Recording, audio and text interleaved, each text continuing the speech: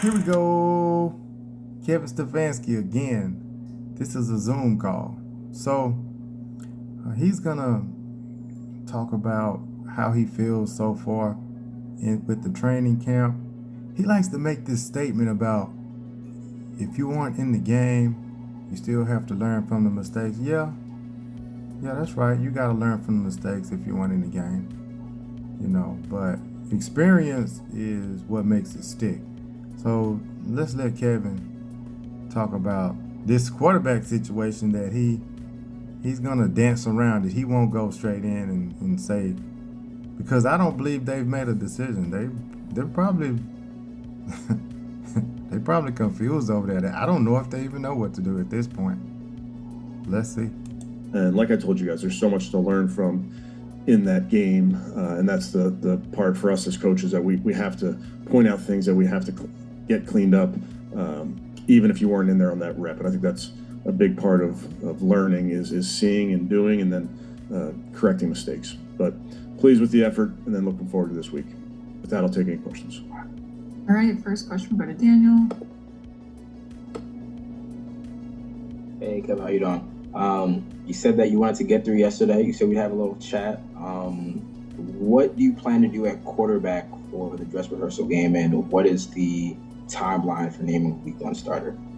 Yeah, I want to get through the next couple days, but certainly that's something that we're going to do here sooner than later. So when you say sooner than later, do you think we should expect something by the end of this week? Do you think it will be after? I need to get the football team in here, talk to the players, those type of things. So we're working towards obviously week one. That's part of what this week is about, getting our football team ready. So we'll make all those type of determinations in the next couple of days. And then similarly, just roping in quarterbacks, do you have any health update on Kenny and Shador? Do you expect them to increase their level of participation in practice this week? I hope so. We really have to take those day by day, so I don't know where that ends up towards the end of the week, but I'm hopeful. Got it. Thank you. All right, next we go to Scott. Hey, Kevin. How did Dylan's hamstring hold up after playing a half yesterday? Yeah, good. I don't think he's 100%, but I don't know that anybody's 100% even at this point. So, but I think he came out okay. And then when you went back and watched that, did you notice anything else about his performance that stood out to you? I think the guys did a nice job of playing on time. I think I mentioned to you guys yesterday that the third down conversions early were good. And the good part was versus multiple coverages. So I thought the guys were where they were supposed to be on a given play. Protection was good, and we're able to find completions. But those third down conversions were huge. Thanks. Talk to the team today and tell them who your opening day starter is at quarterback. Will you also set the pecking order following, meaning quarterback 2, 3, and 4, or will there be a competition right through Cincinnati week? Yeah, well, I'll talk to we'll have the team in tomorrow, so I'll be able to talk through a bunch of different things with our players. But in terms of where people are, first string, second string, those type of things, not really thinking about that right this minute, Tony. That's more stuff that we'll get ready for week one. Okay, and even playing the regulars in this third game is different from last year and previous years that you've done. Why did you decide to play regulars in game 3? I believe we played regulars last year in game 3, Tony. So, what year is so this? the quarterback didn't play. Last year? Yeah, Watson. Yeah. What year is this? I know. Yeah, I think typically, Tony, have had we've usually had the joint practice week 2.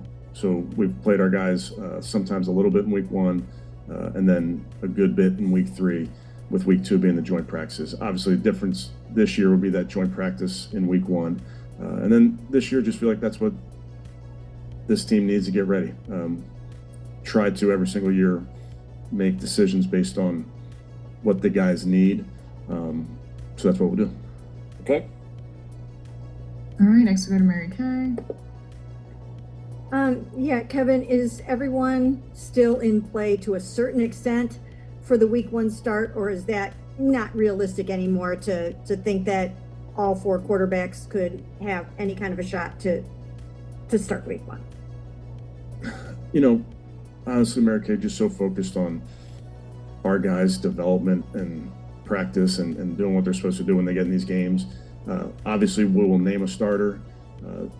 It's going to come this week. We still anticipate all of our players, whether you're a starter or not, to prepare like you're the starter. And knowing all of our players in that room, that's exactly what we'll do. And how do you feel like they all did? I know that the competition was interrupted by injuries to the 3 of those guys, but just how do you think it kind of went? Well, you know, and we've talked about this, we take this all the way back to April with our player development and getting these guys up to speed. And I've been really, really pleased with that group and how hard they've worked, how they've pushed each other.